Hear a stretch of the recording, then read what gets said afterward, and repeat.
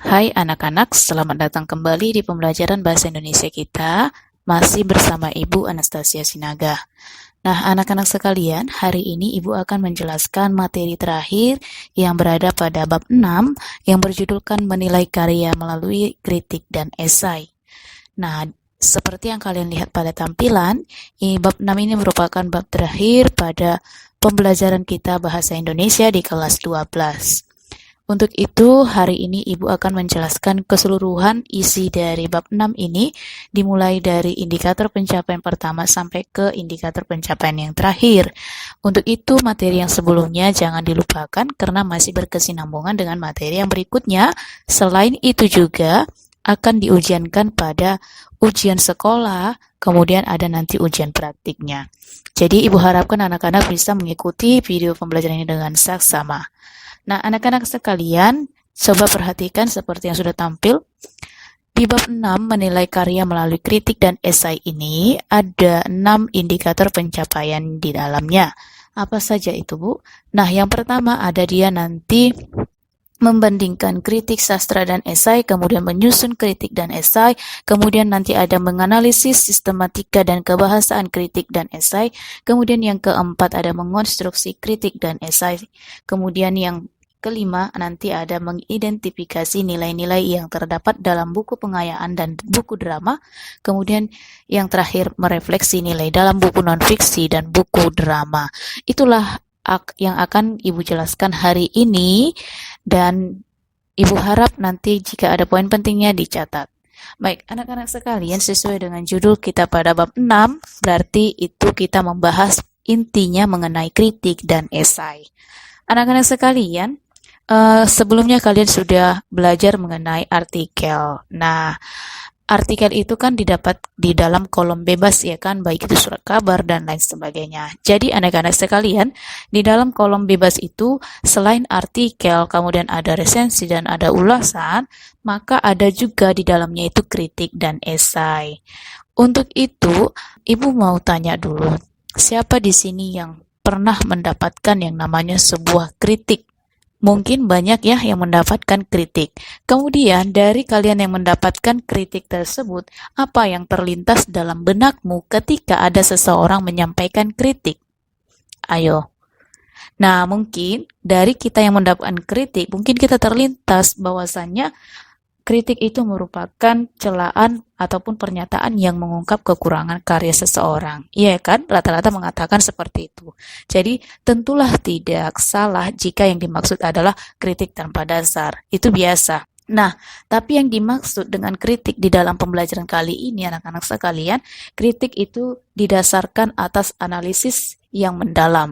Nah, biasanya kalau kita menerima kritik itu kan kritik tanpa dasar ya kan, tidak perlu dianalisis ya kan. Kalau di sini perlu penganalisisan di dalamnya karena kita menganalisis suatu karya, ya kan anak-anak sekalian. Nah, biasanya karya yang dikritik ini berupa karya seni nantinya, kemudian ada karya sastra, musik, lukis, buku, maupun film. Jadi, pembelajaran hari ini kritiknya bukan seperti kritik yang kita terima pada biasanya, tetapi kritik yang bersangkut paut dengan karya nantinya. Nah, untuk itu anak-anak sekalian, perlu kalian ketahui juga bahwasannya kalau sudah dikatakan kritik dan esai, berarti kritik dan esai ini adalah dua jenis tulisan yang hampir sama. Nah, keduanya ini sama-sama mengungkapkan tentang pendapat ataupun argumen dari si penulis. Namun, di sini perlu digarisbawahi penulis kritik dan esai harus juga melakukan yang namanya analisis dan penilaian secara objektif terlebih dahulu agar dapat dipercaya. Objektif berarti langsung ke perkaranya atau ke inti pembahasan yang dibawakan di dalam karya tersebut. Paham ya anak-anak sekalian? Nah, kemudian anak-anak sekalian, dari kritik dan esai itu mereka memiliki perbedaannya. Kalau kritik itu dia fokus untuk menilai suatu karya, sedangkan esai itu lebih mengarah pada cara pandang si pengarang terhadap suatu objek ataupun peristiwa dalam suatu karya. Banyak di antara kalian yang pemahaman tentang kritik dan esai itu sering sekali rancu, karena mungkin keduanya merupakan teks yang harus didasarkan pada suatu objek yang untuk dinilai, ya kan? Nah, jadi anak-anak sekalian dalam pembelajaran ini nanti anak-anak akan belajar tentang fokus kepada kritik dan esai, serta nanti bisa mengetahui perbandingan di antara keduanya, antara kritik dan esai. Untuk itu, hal-hal yang harus kalian pelajari nanti di dalamnya ada nanti membandingkan kritik dan dengan esai, kemudian ada menyusun kritik dan esai, nanti kemudian menganalisisnya, dan terakhir mengonstruksinya. Jadi anak-anak sekalian, coba lihat di tampilan. Nah, di sini ada nanti membandingkan. Yang pertama ada membandingkan kritik, sastra, dan esai. Dari membandingkan ini nanti bisa diketahui lah apa itu pengertian kritik dan esai, kemudian syarat-syarat kritik sastra itu seperti apa, kemudian ciri-ciri dari esai itu seperti apa, kemudian perbedaan kritik dan esai sastra itu seperti apa. Langsung saja ke yang pertama. Sesuai dengan yang Ibu jelaskan di awal bahwasannya kritik dan esai itu berbeda kan? Pengertian kritik tadi sudah Ibu jelaskan secara singkat di awal. Baik, jadi ini Ibu jelaskan lagi bahwasannya kritik sastra itu memiliki arti pertimbangan baik dan buruknya karya sastra secara objektif. Jadi contohnya itu seperti yang Ibu katakan tadi di awal, kita mengkritik di sini kita mengkritik bukan tanpa dasar ya. Kita mengkritik ada dasarnya, kita menganalisis. Nah, salah satu yang kita kritik itu adalah karya sastra. Di sini fokusnya kepada sastra karena jenis kritik yang di sini Ibu jelaskan tadi di awal ada banyak ya kan? Baik itu seni, sastra, musik, lukis, buku maupun film. Nah, di sini kita fokus kepada kritik sastra. Sehingga kritik sastra tadi merupakan pertimbangan baik dan buruknya karya sastra secara objektif. Misalnya kita mau mengkritik novel. Novel itu kan karya sastra kan? Nah, jadi kita menganalisis novel itu, kita mengkritik novel itu dengan melakukan pertimbangan di dalamnya. Kemudian kita bisa melihat baik buruknya novel tersebut secara objektif, tidak secara subjektif. Kalau subjektif kita kan yang memberikan pendapat kita. Kalau objektif ada dasarnya. Jadi ada peristiwa yang kita analisis di dalamnya. Kita fokus ke novel tersebut, bukan secara pandangan kita. Paham ya? Itulah kritik sastra. Kemudian, anak-anak sekalian, setelah mengetahui kritik sastra itu apa? Esai. Esai di sini adalah merupakan karangan yang membahas suatu masalah secara sepintas dari sudut pandang pribadi penulisnya. Jadi berbanding terbalik dengan kritik sastra. Kalau di kritik sastra, dia tadi lebih mengarah ke karya sastra secara objektif, ya kan? Sedangkan di sini lebih mengarah kepada pandangan ataupun dari sudut pandang pribadi si penulis. Itulah untuk pengertian dari kritik sastra dan esai. Sampai di sini nanti bisa ditemukan mana letak perbedaannya. Di awal juga sudah Ibu jelaskan perbedaan mereka. Kemudian anak-anak sekalian, syarat-syarat dalam kritik sastra itu sangat berlaku di dalamnya. Seperti yang sudah dilihat, ada 5 syarat-syarat kritik sastra.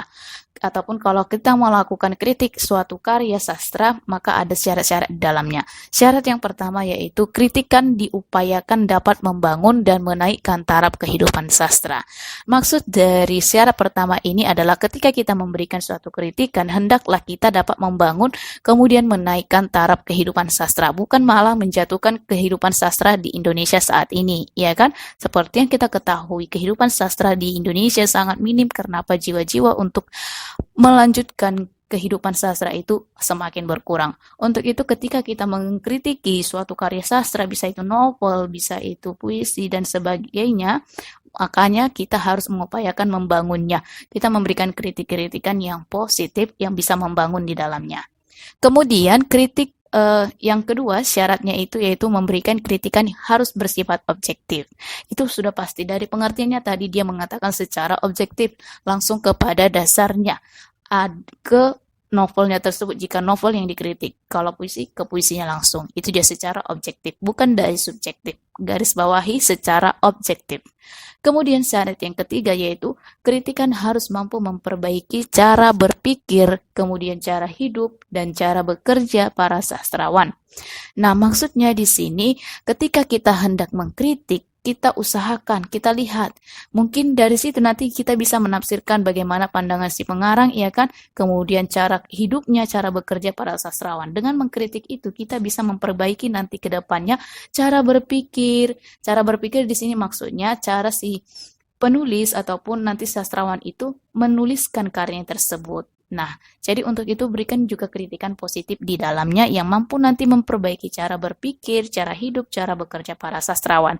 Sastrawan di Indonesia banyak ya. Kalau mungkin kalian pernah ke Medan, singgah di Taman Budaya, banyak sastrawan kita di situ. Salah satunya Teza Purnama. Ya, jadi kalau misalnya kalian ingin melihat juga para sastrawan kita, silahkan berkunjung ke Medan. Di situ nanti ada bisa kalian jumpai di Taman Budaya. Ya. Kemudian syarat yang keempat dalam melakukan kritik sastra itu yang yaitu kritikan harus disesuaikan dengan lingkup kebudayaan dan tata nilai yang berlaku. Nah, ketika kita ingin memberikan suatu kritikan terhadap karya tersebut, kita harus menyesuaikan lingkup kebudayaannya di mana, kemudian tata nilai yang berlakunya itu di mana. Jadi tidak sembarang memberikan kritikan di dalamnya. Kemudian anak-anak sekalian, syarat yang terakhir yaitu kritikan harus membimbing pembaca berpikir kritis dan dapat menaikkan kemampuan apresiasi masyarakat. Jadi setelah kita mengkritik itu, kita membimbing si pembaca nantinya, pembaca berikutnya untuk tetap berpikir kritis untuk menganalisis, memberikan kritikan terhadap novel tersebut ataupun karya sastra tersebut dan dapat nanti menaikkan kemampuan apresiasi si masyarakat. Maksudnya apresiasi di sini penilaian terhadap masyarakat. Ya, jadi itulah 5 syarat-syarat kritik sastra yang bisa nanti kalian pedomi ketika kalian nanti ingin mengkritik suatu karya sastra. Nah, kemudian setelah kita mengetahui nanti syarat-syarat dalam mengkritik suatu sastra, kini Ibu akan menjelaskan ciri-ciri dari esai itu apa sih? Nah, anak-anak sekalian, ciri-ciri esai itu ada sebanyak 6. Bisa dilihat ya pada tampilan slide. Ciri yang pertama, bahwasannya dikatakan esai itu berbentuk prosa. Anak-anak sekalian, kalau sudah dikatakan prosa, mungkin kalian sering mendengarkan kata prosa ya kan? Prosa itu maksudnya adalah karangan. Jadi sesuai ya, esai itu karangan. Sesuai dengan pengertiannya di awal tadi, bahwasanya esai itu merupakan karangan yang membahas suatu masalah, ya kan? Secara sepintas dari sudut pandang pribadi penulisnya. Makanya di sini dikatakan ciri dari esai itu adalah berbentuk prosa. Prosa itu merupakan karangan bebas. Nah, di mana karangan bebas ini tidak terikat oleh kaidah yang seperti terdapat di dalam puisi. Jadi berbeda, ya. Kemudian yang kedua, esai itu singkat. Mungkin kalian pernah disuruh membuat esai ya kan? Ada juga beberapa di antara kalian yang belum pernah membuat esai. Bagi yang kalian mengikuti yang namanya suatu beasiswa ataupun pengambilan jalur bidik misi untuk senam PTN dan sebagainya, pasti ada nanti disuruh membuat esai. Jadi esai itu dia berbentuk singkat saja, fokus kepada apa yang hendak dijelaskan. Dia singkat, padat, dan jelas. Kemudian, ciri yang ketiga, dia memiliki gaya pembeda yang membedakan antara si esai dengan si karya lainnya. Kemudian, esai itu dia tidak selalu utuh.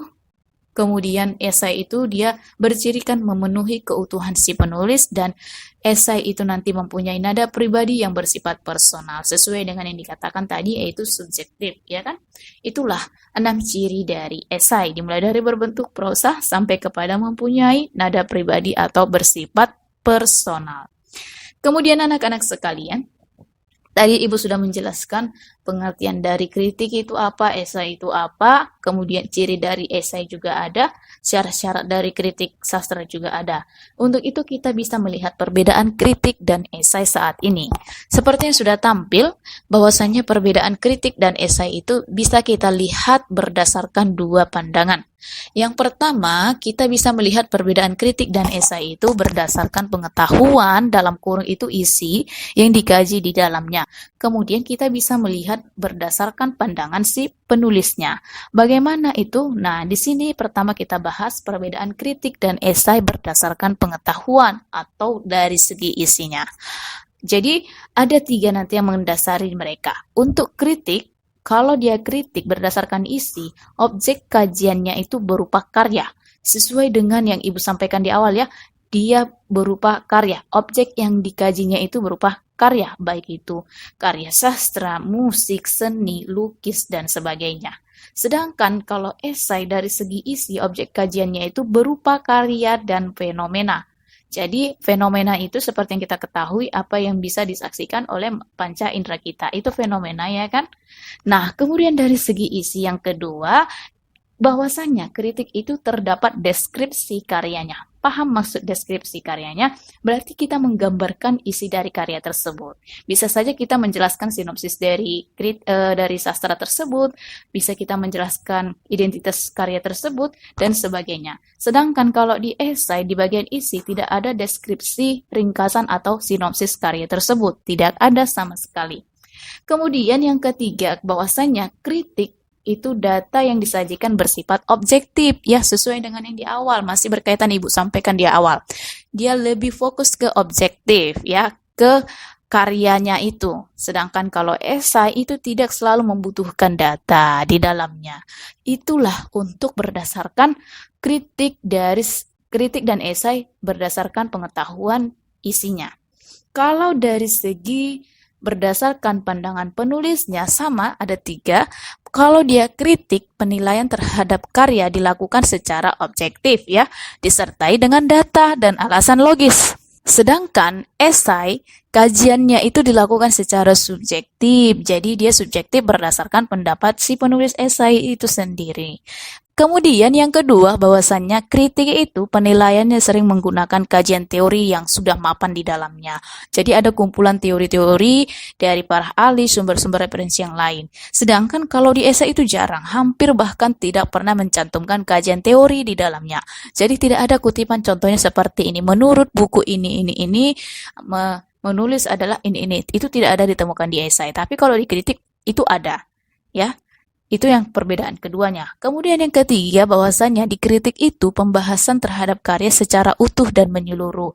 Jadi semua dia mencakup keseluruhan, tidak setengah-setengah. Sedangkan kalau esai, objek atau fenomena yang dikaji tidak dibahas secara menyeluruh, berarti berbanding terbalik dengan kritik. Tetapi hanya pada aspek yang menarik menurut pandangan penulisnya. Jadi apa yang menurut si penulis tertarik dia, itu yang dikritiknya. Ya, itu yang dituliskannya. Jadi itulah perbedaan kritik dan esai berdasarkan pandangan si penulisnya. Ibu harapkan sampai di sini bisa dipahami ya anak-anak. Jadi itulah untuk bagian dari membandingkan kritik dan esai. Kemudian setelah kita membandingkan, tadi Ibu katakan di awal, kita nanti bisa menyusun kritik dan esai, ya kan? Nah, menyusun kritik dan esai ini ada tahapan-tahapan yang dilakukan dalam kritik sastra, kemudian ada langkah-langkah menyusun paragraf esai. Apa itu, Bu? Nah, yang pertama, tahapan-tahapan melakukan kritik sastra itu ada 4 tahap di dalamnya. Jadi ketika kita melakukan kritik sastra ada tahapan-tahapannya. Tadi syarat-syaratnya ya kan, ini tahapan-tahapannya. Tahapan yang pertama harus dilakukan yaitu tahap deskripsi. Maksud dari tahap deskripsi ini berarti kita menggambarkan, kita melukiskan isi dari suatu karya tadi. Seperti yang Ibu katakan di awal, bisa saja tahap deskripsi ini contohnya kita memberikan sinopsis, ya kan? Jalan singkat tentang karya tersebut, atau bisa tentang identitas si buku tersebut. Itulah tahap deskripsi dalam kritik sastra. Setelah melakukan tahap deskripsi, masuklah ke tahap penafsiran. Maksud dari tahap penafsiran adalah bagaimana kita memberikan pandangan kita terhadap sastra tersebut. Nah, di sini kita bisa melihat karya sastra itu yang bagaimana. Kemudian setelah kita menafsirkan karya sastra tersebut, masuklah kepada tahap analisis. Tahap analisis di sini berarti kita sudah menganalisis atau melakukan pentelaahan terhadap karya sastra tersebut. Bisa saja kita analisis dari kelebihan atau keunggulan dari karya sastra tersebut, kemudian bisa kita lihat dari kelemahan ataupun kekurangan dari karya sastra tersebut. Itulah tahap analisis. Kemudian setelah tahap analisis masuk ke dalam tahap evaluasi. Tahap evaluasi di sini berarti kita memberikan penilaian terhadap karya sastra tersebut. Apakah ini layak untuk ditampilkan? Apakah ini tidak layak? Itu kita berikanlah di tahap evaluasi penjelasannya. Itulah tahap-tahap yang dilakukan dalam melakukan kritik sastra. Jadi tidak bisa kita putar balikan. Saya mau dari tahap evaluasi dulu lah baru ke deskripsi. Itu tidak baik. Kalau bagaimana mungkin kita melakukan tahap evaluasi sebelum kita melakukan yang namanya deskripsi? Melukiskan, menggambarkan isi karya tersebut, iya kan? Jadi itulah tahapannya secara urut, tidak bisa diputar balikan. Paham ya sampai di sini? Itulah tahapan-tahapannya. Mudah sekali untuk diingat, deskripsi, penafsiran, analisis, evaluasi, dan sebagainya. Dan yang terakhir itu evaluasi, ya. Kemudian anak-anak sekalian, setelah kita mengetahui tahapan-tahapan di dalam mengkritik suatu sastra, kemudian ada dia langkah-langkah menyusun paragraf esai. Nah, langkah-langkah menyusun paragraf esai ini, langkah yang pertama sekali yaitu menentukan judul esai.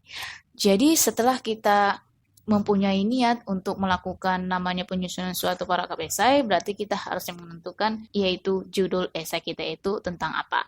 Kemudian setelah dapat nanti judulnya, kita menentukan namanya topik permasalahan yang akan dibahas. Kemana topik itu fokusnya akan dibahas. Nah, misalnya topik permasalahan itu tentang sosial atau perekonomian atau budaya, itu terserah. Jadi kita harus bisa menentukan topik permasalahannya. Gunanya topik permasalahan di sini supaya nanti tidak menyebar luas topik yang dimuat di dalamnya. Cukup satu topik, tapi yang sesuai dengan judul yang dibawakan ya. Kemudian setelah itu kita menentukan tujuan penulis esai ini apa. Dari tujuan tersebut apa yang harus diketahui di dalamnya. Ya, kemudian menentukan jenis esai yang akan ditulis. Jadi anak-anak sekalian, jenis-jenis esai itu banyak sekali. Nah, jenis esai ini akan Ibu jelaskan di slide berikutnya. Jadi sabar, tentukanlah jenis esainya yang akan dituliskan itu termasuk jenis esai yang bagaimana. Ya, kemudian yang berikutnya itu nanti membuat kerangka paragrafnya. Setelah nanti membuat kerangka paragrafnya, masuklah membuat paragraf pembuka. Jadi pembuka ini yang pertamanya itu sebagai pengantarnya, kemudian membuat langkah yang berikutnya membuat paragraf pengembang, di mana paragraf pengembang ini maksudnya adalah bagian dari isinya. Kemudian terakhir itu ditutuplah dia membuat dengan paragraf penutup. Jadi anak-anak itulah untuk langkah-langkah menyusun paragraf esai, jadi ada 8 langkah di dalamnya. Ya. Nah, kemudian setelah kalian nanti menyusun yang namanya kritik sastra dan esai, berarti nanti anak-anak juga harus tahu menganalisis sistematika dan kebahasaan kritik dan esai. Jadi di sini nanti bisa diketahui apa sih sistematika dan kebahasaan kritik dan esai itu. Tapi sebelumnya, sebelum sampai ke situ, Ibu akan terlebih dahulu menyampaikan jenis kritik itu apa, jenis esai itu apa, kemudian sistematikanya itu apa, kebahasannya itu apa, sesuai dengan yang Ibu sampaikan di awal, bahwasanya tadi ada Ibu menyinggung tentang jenis esai, ya kan? Disinilah Ibu akan menjelaskan jenis-jenis dari esai tersebut. Nah, yang pertama, kita ke jenis kritik. Jadi anak-anak sekalian, bahwasanya kritik itu memiliki sebanyak 7 jenis di dalamnya. Jenis yang pertama ada kritik sastra intrinsik. Nah, arti dari kritik sastra intrinsik ini yaitu menganalisis karya sastra berdasarkan unsur intrinsiknya, sehingga nanti diketahui kelemahan dan kelebihan yang ada dalam karya sastra tersebut. Kemudian jenis yang kedua ada kritik sastra ekstrinsik. Maksudnya di sini ialah kita menganalisis dengan cara menghubungkan karya sastra dengan si penulisnya, kemudian pembacanya, atau masyarakatnya. Kemudian di samping itu juga nanti melibatkan faktor ekstrinsik lain seperti misalnya ada sejarah, kemudian religius, maksudnya keagamaan, pendidikan, psikologi, dan sebagainya. Kemudian, jenis yang ketiga ada kritik deduktif. Kritik deduktif ini maksudnya menganalisis dengan cara berpegang teguh pada sebuah ukuran yang dipercayainya dan kemudian dipergunakan secara konsekuen. Itu dia untuk kritik deduktif. Kritik induktif berarti itu menganalisis dengan cara melepaskan semua hukum atau aturan yang berlaku. Jadi tidak ada bersangkut paut dengan hukum ya. Kemudian ada kritik impresionik. Maksudnya di sini adalah menganalisis hasil karya berdasarkan kesan pribadi secara subjektif terhadap karya sastra. Nah, di sini mengarah ke subjektif dianya. Kemudian ada dia kritik penghakiman. Nah, maksudnya di sini yaitu kita nanti menganalisis dengan cara berpegang teguh pada ukuran ataupun aturan-aturan tertentu di dalamnya untuk menentukan apakah sebuah karya sastra baik atau buruk ya. Jadi di sini berkaitanlah dia nanti ada aturan hukumnya. Kemudian kritik yang terakhir itu ada kritik teknis. Maksudnya di sini adalah kritik yang dilakukan untuk tujuan tertentu saja. Itulah anak-anak untuk jenis kritik sastra. Kemudian kita lihat jenis dari esai. Esai memiliki sebanyak 6 jenis di dalamnya. Yang pertama ada dia esai deskriptif, kemudian esai kritik, esai reflektif, esai pribadi, esai cukilan watak, dan esai tajuk. Nah, yang pertama esai deskriptif. Maksudnya esai deskriptif adalah esai yang mendeskripsikan seseorang atau benda. Nah, biasanya permasalahan atau hal yang diangkat pada esai ini berupa sebuah benda, kemudian seperti rumah, alat elektronik, orang, dan hewan. Nah, itu untuk esai deskriptif. Kemudian jenis yang kedua ada esai kritik. Maksud dari esai kritik ini maksudnya adalah esai yang menilai baik atau buruk, kemudian bermanfaat atau tidaknya, kemudian kelebihan atau kekurangan suatu hal, kemudian baik itu berupa karya seni maupun karya sastra. Kemudian jenis esai kritik ini itu nanti akan membicarakan dan menilai berbagai unsur yang membentuk karya tersebut dan dikemas dalam sebuah esai nantinya. Jadi esai kritik ini lebih mengarah kepada menilai baik buruknya, kekurangan dan kelebihannya. Intinya yang berkaitan dengan memberikan penilaian. Itu dia untuk esai kritik. Kemudian esai reflektif. Maksud dari esai ini adalah untuk merenungkan suatu isu politik, kemudian kebijakan pemerintah, dan lain sebagainya. Nah, ini biasanya dituliskan oleh para pakar atau ahli guna untuk menanggapi isu-isu yang dicantumkan di dalam esai tersebut. Kemudian ada esai pribadi. Nah, anak-anak sekalian, maksud dari esai pribadi ini berarti ya hampir nanti sama dengan cukilan watak. Pada esai pribadi ini, penulis dia secara frontal mengungkapkan pendapatnya terhadap isu yang diangkat di dalam esainya itu. Jadi, esai pribadi ini lebih kepada si penulisnya, ya, pendapat si penulisnya. Kemudian untuk esai cukilan watak, maksudnya di sini adalah esai yang nantinya memungkinkan seorang penulis untuk menyisipkan cuplikan atau cukilan dari watak seseorang terhadap isu yang terkait kepada si pembaca.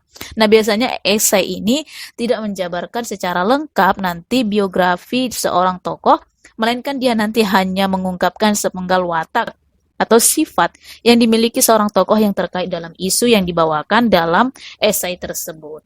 Jadi, itu letak nanti perbedaan antara esai pribadi dengan esai cukilan watak. Bahwasanya esai cukilan watak itu ialah watak atau sifat yang dihadirkan dalam esai, hanya dalam berupa sepenggal watak. Kemudian kalau dia pada esai pribadi, itu langsung kepada si penulis itu sendiri. Bisa ya? Kemudian ada yang terakhir, esai tajuk. Nah, esai tajuk di sini merupakan jenis esai yang dimuat di dalam surat kabar. Ya, namanya juga tajuk. Pasti dapat di surat kabar ataupun koran. Nah, ini yang menjadi tempat untuk menyatakan pendapat masyarakat guna untuk menyatakan pandangannya terhadap peristiwa yang sedang berkembang di lingkungan masyarakat tersebut. Nah, jadi esai jenis ini juga mengangkat isu-isu yang sedang hangat diperbincangkan di masyarakat, seperti nanti yang saat ini kan sedang terjadi gejala politik, kemudian keadaan perekonomian akibat COVID-19, kemudian dan sebagainya. Jadi tajuk ini tidak hanya untuk memuat isu-isu berat, namun juga bisa nanti bisa memuat apa yang sedang ngetren saat ini atau yang lagi panas-panasnya. Isu-isu yang terjadi di masyarakat. Itu dia ya. Juga bisa nanti ini berkaitan dengan fenomena-fenomena. Seperti dulu, itu kan sempat terkenal ataupun sempat tren yang namanya itu Om Telolet Om. Iya kan? Itu kan sempat ngetren kan? Jadi sempat marak-maraknya diperbincangkan. Jadi ini nanti bisa dijadikan ke dalam esai tajuk. Itulah anak-anak jenis esai. Kalau esai ada 6, kemudian kalau dia kritik ada sebanyak 7. Kemudian anak-anak sekalian, setelah mengetahui jenis dari esai, kemudian kritik, kita masuk kepada sistematika kritik dan esai. Tetapi sebelumnya Ibu mau tanya, masih ingatkah anak-anak sekalian terkait struktur dari teks eksposisi? Nah, jadi anak-anak sekalian, struktur teks kritik dan esai ini sama dengan struktur teks eksposisi, yaitu di dalamnya ada sistematika, pernyataan pendapat, argumen, dan penegasan ulang. Nah, jadi dalam teks kritik, pendapat atau tesis, biasanya pendapat itu disebut juga tesis, itu yang disampaikan adalah hasil penilaian terhadap sebuah karya. Sedangkan kalau argumen yang disajikan itu biasanya berupa data-data objektif dalam karya sastra serta alasan yang logis di dalamnya. Kemudian yang terakhir, penegasan ulang. Nah, biasanya penegasan ulang dalam kritik itu dapat berupa ringkasan atau pengulangan kembali tesis dalam kalimat yang berbeda. Jadi sistematika kritik dan esai itu sebanyak 3, ada dia pernyataan pendapat, argumen, dan penegasan ulang. Jadi kalau ditanya apakah ada persamaan antara sistematika kritik dan esai terhadap sistematika dari eksposisi, iya, mereka memiliki persamaan di dalamnya. Hanya saja kalau dia di kritik dan esai, terdapatlah pernyataan pendapat, biasanya ini tesis, itu dia biasanya menyampaikan hasil penilaian terhadap sebuah karya. Untuk argumennya itu biasanya melampirkan atau menyajikan berupa data-data objektif dalam karya serta alasan logis di dalamnya. Kemudian untuk penegasan ulangnya itu berupa kritik yang secara ringkas atau pengulangan kembali tesis dalam kalimat yang berbeda. Jadi itulah sistematika, kritik, dan esai. Kebahasaan kritik dan esai biasanya hampir sama dengan kaidah kebahasaan dengan teks eksposisi. Secara umum, kebahasaan kritik dan esai itu terbagi menjadi 4. Disingkat dia sebanyak 4, sedangkan untuk di buku paket mungkin ada 5. Nah, yang pertama, kebahasaan yang pertama bahwasanya kritik dan esai menggunakan pernyataan-pernyataan persuasif. Maksudnya di sini adalah pernyataan-pernyataan yang bersifat membujuk di dalamnya agar meyakinkan nanti si pembaca. Kemudian, kebahasaan yang kedua dia menggunakan pernyataan atau ungkapan yang bersifat menilai atau mengomentari. Sesuai dengan judul pun kritik dan esai, berarti dia memiliki kebahasaan nantinya untuk menilai. Bagaimana bahasa yang menilai, seperti itulah dituliskan. Kemudian bagaimana mengomentari. Jadi itulah kebahasaan yang kedua. Kemudian kebahasaan yang ketiga menggunakan istilah teknis yang berkaitan dengan topik yang dibahas. Nah, misalnya itu kan topik, contohnya itu kan misalnya kita teks kritik. Nah, teks kritiknya itu adalah sebuah novel. Biasanya kita menemukan istilah-istilah di dalamnya, yang digunakan di dalamnya. Jadi contohnya itu bisa kita temukan istilah narator, antologi, eksplorasi, eksperimen, kemudian biografi, alur, mitos, dan sebagainya. Kemudian kalau misalnya di topiknya itu tentang esai, contohnya itu tentang film, berarti nanti istilah-istilah yang muncul itu ada nanti misalnya originalitas, kemudian trilog Nolan, kemudian dan sebagainya. Itulah istilah-istilah, ya. Kemudian yang terakhir menggunakan kata kerja mental bersifat argumentatif. Tujuan di sini mengemukakan sejumlah pendapat. Nah, kata kerja yang dimaksudnya itu bisa seperti memendam, mengidentifikasi, menegaskan, mengingatkan, menentukan, dan sebagainya. Itulah kebahasaan kritik dan esai. Sampai di sini bisa ya diingat ada 4 kebahasaan kritik dan esai. Kemudian setelah anak-anak mengetahui sistematika dan kebahasaannya, barulah nanti anak-anak bisa mengkonstruksi kritik dan esai sastra dengan memperhatikan sistematika dan kebahasaannya. Nah, tapi sebelumnya perlu juga Ibu sampaikan tujuan penulisan kritik sastra itu ada sebanyak 4. Yang pertama nanti memberikan panduan yang benar cara memahami suatu karya sastra. Jadi dari tujuan itu kita bisa mengetahui, memahami karya sastra tersebut. Kemudian kita juga bisa memberikan panduan yang benar ketika hendak melakukan kritik sastra di dalamnya. Kemudian tujuan yang kedua berguna untuk penyusunan teori sastra dan sejarah sastra. Dengan mengkritik sastra kita nanti juga bisa mengetahui penyusunan teori sastra dan sejarah sastra dalamnya. Kemudian yang ketiga membantu perkembangan kesastraan suatu bangsa karena memberikan penjelasan baik buruknya sekarya sastra. Kemudian tujuan yang terakhir yaitu memberikan manfaat nantinya kepada masyarakat tentang pemahaman dan apresiasi suatu sastra. Nah, itulah untuk tujuannya. Kemudian fungsi kritik sastra untuk si pembaca pasti memiliki banyak fungsi. Salah satunya itu membantu memahami karya sastra. Jadi bagi mereka yang belum mengenal karya sastra, dengan fungsi kritik sastra ini membantu nanti mereka untuk memperdalam pengetahuan tentang karya sastra. Kemudian selain itu bisa menunjukkan keindahan yang terdapat dalam karya sastra. Mungkin bagi mereka yang belum pernah mengkritik suatu karya sastra, paham terhadap karya sastra, Dengan fungsi kritik ini nanti menunjukkan bahwasanya karya sastra itu sungguh indah di dalamnya. Kemudian fungsi yang ketiga nanti bisa menunjukkan parameter atau ukuran dalam menilai suatu karya sastra. Kemudian yang terakhir nanti menunjukkan nilai-nilai yang dapat dipetik dalam sebuah karya sastra. Setelah nanti mengkritik itu pasti ditemukanlah nilai-nilai yang terkandung di dalamnya. Sedangkan untuk fungsi kritik sastra bagi si pengarang itu, dia yang pertama nanti si pengarang dapat mengetahui kekurangan dan kelemahan si karyanya. Kemudian nanti mengetahui kelebihan karyanya apa. Kemudian yang terakhir mengetahui masalah-masalah yang mungkin dijadikan tema karangannya. Jadi dari kritik itu bisa nanti diketahui masalah-masalah yang mungkin dijadikannya nanti sebagai tema karangan untuk berikutnya. Jadi ada fungsinya untuk si pengarang, ada nanti fungsinya untuk si pembaca. Nah, kemudian setelah itu kita nanti bisa mengidentifikasi yang namanya nilai-nilai dalam buku pengayaan dalam buku drama. Jadi dari sini nanti bisa menentukan nilai-nilai dalam buku pengayaan itu apa saja, menentukan nilai dalam buku drama itu seperti apa. Nah, di sini Ibu akan jelaskan.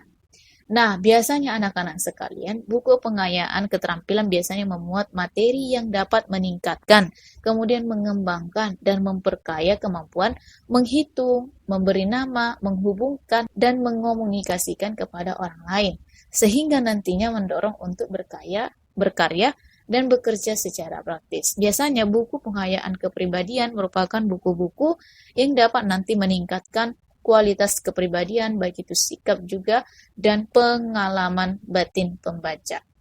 Nah, biasanya nilai-nilai yang terkandung dalam buku drama itu ada nilai didaktis, kemudian nilai sosial, kemudian ada nilai budaya. Maksud dari nilai yang pertama, nilai didaktis yaitu nilai yang bersifat mendidik di dalamnya. Jadi di dalam buku drama itu nanti bisa memberikan nilai untuk mendidik si pembaca ataupun nanti yang membacanya itu anak-anak, memberikan pendidikan di dalamnya. Kemudian nilai sosial itu tentang mengajarkan tentang berkaitan dengan masyarakat ataupun lingkungan di sekitarnya. Kemudian nilai budaya berarti nilai yang berkaitan dengan adat istiadat yang berlaku di dalamnya. Itulah nilai-nilai yang terdapat dalam buku drama. Kemudian anak-anak sekalian, ketika ingin melakukan penulisan refleksi tentang nilai-nilai dari buku pengayaan dan buku drama, ada langkah-langkah yang perlu dicapai di dalamnya. Ada sebanyak 6 langkah yang harus dilakukan di dalam menulis refleksi tentang nilai-nilai dari buku pengayaan dan buku drama. Apa saja itu, Bu? Nah, langkah yang pertama yaitu membaca buku dengan intensif dan cermat. Paham maksudnya intensif? Kalau dikatakan intensif berarti itu secara sungguh-sungguh dan terus-menerus dibaca. Kemudian cermat berarti teliti dalam membaca buku tersebut. Kemudian langkah yang kedua, merefleksikan nilai-nilai dalam buku dengan pengamalan atau sudut pandang Anda. Jadi setelah kita membaca buku tersebut, kita refleksikan nilai-nilai yang terdapat dalam buku dengan pengalaman atau sudut pandang Anda sendiri. Kemudian yang berikutnya barulah susun refleksi Anda terhadap buku tersebut. Kemudian dalam penyusunan itu gunakan saja kata-kata yang santun. Setelah itu jangan merefleksikan nilai-nilai yang tidak terdapat dalam buku, sama saja itu bohong. Dan yang terakhir, periksa dan editlah untuk merapikan tulisan yang dibuat. Itulah langkah-langkah dalam menulis refleksi. Berarti refleksi itu tahu apa maksudnya? Refleksi di sini maksudnya yaitu kita memberikan gambaran dari buku yang kita baca, yaitu di sini buku pengayaan dan buku drama. Jadi itulah anak-anak sekalian materi yang Ibu sampaikan pada bab 6 ini, bab terakhir pada pembelajaran bahasa Indonesia kita yang berjudulkan menilai karya melalui kritik dan esai. Untuk itu, semoga anak-anak bisa memahaminya, dan jika kurang memahaminya bisa nanti kita berdiskusi di Google Classroom. Terima kasih untuk kebersamaannya selama di semester genap ini. Tetap semangat dan sukses selalu. Terima kasih.